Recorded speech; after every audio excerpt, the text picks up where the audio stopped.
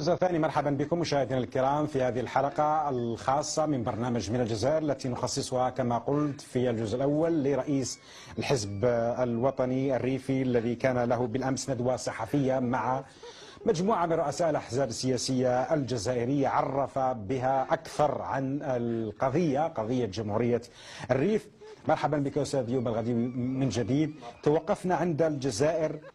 هناك من يتوهم بأن الذي خلق مشكلة الريف هو الجزائر، والذي يحرك الريفيون هو الجزائر، وكل ما يحصل شيء ما معين في المغرب الجزائر، انطفأ الضوء الجزائر، أي شيء الجزائر.